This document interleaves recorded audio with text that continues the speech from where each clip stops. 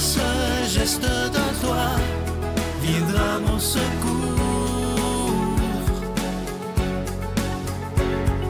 Viens semer dans mon âme le grain de l'amour. Je traverse un désert et je meurs de soif. Montre-moi le mystère qui garde la foi. Bonjour, bienvenue à votre émission La Victoire de l'amour en ce jeudi 11 juillet 2024. J'espère que vous vous portez bien chez vous. On rejoint tout de suite pour sa chronique Martin Larocque et ce sera Victor qui va nous commenter l'Évangile d'aujourd'hui.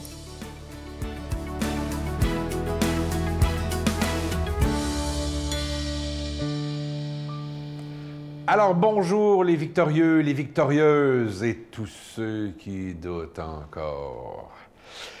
Toujours dans ma quête de trouver la meilleure version de qui on est, vous aurez compris que c'est ça ma quête, là, je cherche à voir quelle est la meilleure version de nous-mêmes. Je suis tombé sur une comparaison, mais là on s'amuse, OK? C'est juste pour le fun. Mais quel langage on utiliserait si on était une business? OK? Si ma vie était une business? Parce que c'est surprenant de voir que dans la vie, on a plus de facilité, on dirait, à prendre soin des choses ou des affaires ou du monde des affaires que de nous-mêmes. C'est triste de constater ça. Je veux dire, tu vas amener ton char au garage de même.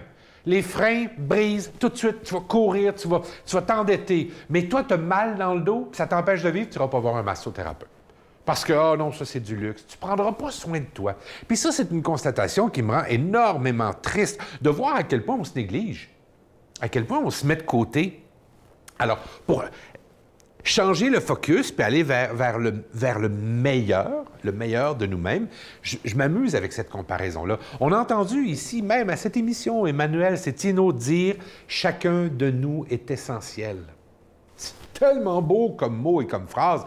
Alors, si on part de ce côté essentiel, si j'étais une business, checkez ma question, quelle serait ma valeur financière?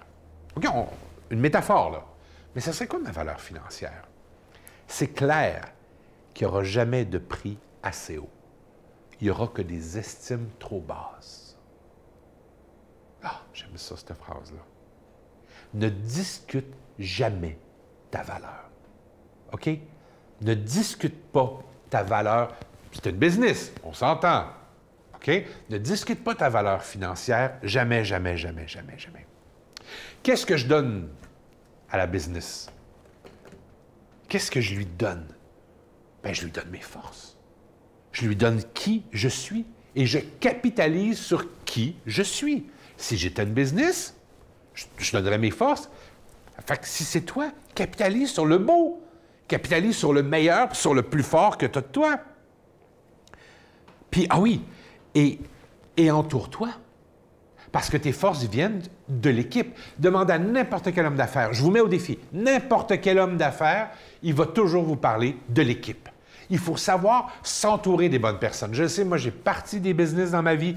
J'ai raté le 3/4 du temps les business, tout simplement parce que j'étais orgueilleux. Parce que je me disais, tout seul, je vais y arriver. Demandez-moi pourquoi je répète autant de fois, seul, on n'y arrivera pas, tu sais. Fait que c'est une business, capitalise sur tes forces. Qu'est-ce que les clients vont penser de l'entreprise? Oh my God, cette belle question-là. Qu'est-ce qu'ils vont penser de moi? C'est ça qu'on dit. Moi, là, ce que je vous dis, c'est fais ta business le plus honnêtement du monde. OK? Essaye pas de compromettre ton produit. Sois toi, fais ta business et tu vas attirer les bonnes personnes. Puis si on était une affaire, on dirait tu vas attirer les bons clients. Ne sacrifie jamais ta réputation pour un gain rapide, par exemple. Un gain financier même, rapide. Parce que ce qui arrive vite, s'en va vite. OK? Donc, ce sont de fausses victoires éphémères qu'il faut éviter. Il faut que tu te prennes, que tu comprennes que ta business, la personne que tu es, au moment où tu trouves ta couleur et ta valeur, c'est non négociable. Point. Bonne semaine. Notre Père qui es aux cieux, que ton nom soit sanctifié, que ton règne vienne, que ta volonté soit faite sur la terre comme au ciel. Donne-nous aujourd'hui notre pain de ce jour. Pardonne-nous nos offenses, comme nous pardonnons aussi à ceux qui nous ont offensés. Et ne nous laisse pas entrer en tentation, mais délivre-nous du mal, car c'est à toi qu'appartiennent le règne, la puissance et la gloire pour les siècles des siècles. Amen. Je continuerai à croire, même si tout le monde perd espoir. Je continuerai à aimer, même si les autres parlent de haine. Je continuerai à construire, même si les autres détruisent. Je continuerai à parler de paix, même au milieu d'une guerre. Je dessinerai des sourires sur des visages en larmes et je tendrai les bras à ceux qui se sentent épuisés. Oui, je continuerai à croire. Si vous saviez comment je suis heureux et content de vous parler de ce magnifique cadeau du mois, c'est beau comme ça se peut pas. Ça a été fait exprès, sur mesure pour la victoire de l'amour. Vous voyez à l'écran, c'est une carte qui est en stainless steel, en acier inoxydable, et c'est grandeur carte de crédit, donc ça va bien dans un porte-monnaie, dans nos poches, dans l'auto, peu importe. Et regardez la belle phrase, le beau visage du Christ, de Jésus. « Ne crains rien, car je suis avec toi. » Moi, mon rêve, c'est que vous l'ayez, évidemment, qu'on ait tous une carte comme ça, parce que c'est très, très beau. C'est pas en carton, ça se défera pas. Et que vous en donniez à vos amis, à vos petits-enfants, à vos enfants. Et c'est une belle façon. C'est pas magique, évidemment, mais juste de savoir que c'est symbolique, que Jésus nous dit quand ça va pas, ne crains rien, car je suis avec toi. Je vous rappelle que cette petite carte, elle est déjà bénie et j'espère que vous en ferez cadeau. Je vous rappelle que c'est avec un don de 25 $ et si vous en voulez deux, avec un don de 40 $. Je vous donne l'adresse, la Victoire de l'amour, case postale 120, succursale Boucherville à Boucherville, J4B 5E6, je vous la redonne, la Victoire de l'amour, case postale 120, succursale Boucherville à Boucherville, J4B 5E6, également par téléphone, par carte de crédit du lundi au jeudi de 8h à 17h dans le 514-523-4433, 523-4433 ou sans frais le 1-888-811-9291, 1-888-811-9291 et aussi sur notre site Internet. Vous savez que c'est un moyen très rapide, sécuritaire et efficace de faire votre don, le www.lavictoiredelamour.org. Alors, je vous rappelle ce magnifique cadeau du mois. C'est une belle exclusivité de la Victoire de l'amour. Voyez à l'écran à quel point c'est magnifique. Merci de tout cœur.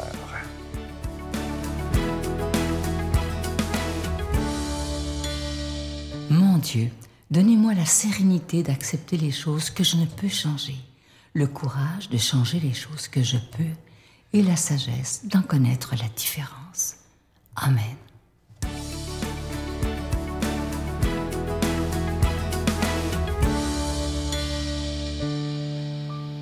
Dans le passage d'Évangile aujourd'hui, il y a quelque chose que je trouve très beau, c'est à quel point Jésus élève nos actions. C'est-à-dire que il parle des personnes qui l'ont suivi et il dit « Lors du renouvellement du monde, vous qui m'avez suivi, vous siégerez vous aussi sur 12 trônes pour juger les 12 tribus d'Israël. » En gros, vous participerez au règne de Dieu. Vous qui m'avez suivi, vous serez avec Dieu, avec moi, en gros. Je trouve ça beau. En fait, c'est un texte qui est typique de la rétribution, en quelque sorte. Ce qu'on donne à Dieu, Dieu nous rend encore mieux. Mais il y a une grande différence là entre faire les choses pour ce qu'on va recevoir et faire les choses gratuitement par amour de Dieu. Dieu ne veut pas récompenser. En fait, il veut déjà nous le donner gratuitement. Il veut pas que ce soit comme une récompense, comme on travaille dur, on a voulu le faire pour être récompensé, donc Dieu nous le donne. Dieu veut déjà nous faire ce cadeau-là. Mais il veut aussi qu'on le reçoive gratuitement, comme un cadeau, par amour. Et que donc, ce qu'on vit sur terre, ce ne soit pas des actions précises pour être récompensé par Dieu, mais plutôt que ces actions soient la conséquence de l'amour qu'on a pour Dieu, gratuit. On aime Dieu, donc on fait toutes sortes de biens, parce que cet amour nous rend heureux. Et alors on est généreux quand on est heureux. Quand on n'est pas heureux, on est tout grincheux et puis on travaille parce qu'on doit le faire et puis c'est triste et puis voilà, c'est la routine qui s'installe. Alors quand on est heureux, tout sourit et on est beaucoup plus enclin à faire juste les choses gratuitement, vraiment par amour. C'est peut-être le même travail, mais fait dans un état d'esprit tellement différent que les conséquences de ce travail-là sont aussi complètement différentes. Dieu veut tout nous donner. Mais en fait, on ne marchande pas avec Dieu. On est censé recevoir un cadeau et pas marchander quelque chose comme faire des œuvres pour essayer de le mériter. Parce que dans tous les cas, on ne le méritera pas. Dieu est beaucoup trop grand et trop beau pour nous. On ne méritera jamais Dieu. Pourtant, Dieu nous aime et il nous promet tout ce qu'il veut nous dire, à condition qu'on l'accueille. Et cette condition d'accueil, c'est en fait une condition d'humilité de notre part. Comment, je crois, comment être dans une bonne posture face à Dieu, Jésus le dit dans l'Évangile, c'est la posture du serviteur inutile. C'est-à-dire, j'ai fait toutes sortes de biens, mais au moment où je serai félicité, alors je ne devrais que dire, je n'ai fait que mon devoir. Ça ne mérite aucune louange, je ne mérite rien. Je n'ai fait que mon devoir. Dieu est tellement plus grand que nous. Il nous donne la vie, il nous donne tout sur terre. Tout ce qu'on a à faire pour être heureux, c'est reconnaître que tout ce qu'on est vient de Dieu. Et alors on est heureux. Mais ça nécessite une humilité. Il faut qu'on arrête de se prendre pour des tout-puissants, pour des dieux. On n'a pas choisi le jour de notre naissance. On ne choisira pas le jour de notre mort. Ça nous est donné par Dieu, la vie nous est donnée par Dieu. Si là, Dieu arrêtait un seul instant de penser à moi, je serais du néant. S'il arrêtait un seul instant de penser à vous, à nous, on n'existerait pas maintenant tout de suite. Notre vie là, dans l'instant présent, elle nous est donnée parce que Dieu continue de nous aimer. C'est extraordinaire. Alors voyons ça comme une source d'émerveillement, comme un cadeau gratuit de Dieu. Plus on est petit sincèrement, plus on est grand au paradis. Parce que Dieu se fait le plus petit, Dieu qui est éternel, tout-puissant, infini, hors du temps, hors de l'espace, hors de la matière. Il entre dans le temps, dans l'espace et la matière en devenant Jésus. Il va vivre toutes les souffrances de nos vies jusqu'à la plus grande souffrance, c'est-à-dire la mort, et il va ressusciter. Mais il vit la plus grande misère humaine alors qu'il est Dieu. C'est pas extraordinaire quand même? Tout ça pour qu'on puisse le connaître et vivre avec lui après. Cherchons alors la gratuité. Cultivons cette gratuité dans nos actes en fait. Et on verra l'action de Dieu. Plus on est humble, plus on voit l'action de Dieu dans notre quotidien, réellement, et on voit des miracles. Vivons alors cette gratuité humblement, au nom du Père et du Fils et du Saint-Esprit. Amen. Je vous salue Marie, pleine de grâce. Le Seigneur est avec vous. Vous êtes bénie entre toutes les femmes, et Jésus, le fruit de vos entrailles, est béni. Sainte Marie, Mère de Dieu, priez pour nous pécheurs, maintenant et à l'heure de notre mort. Amen.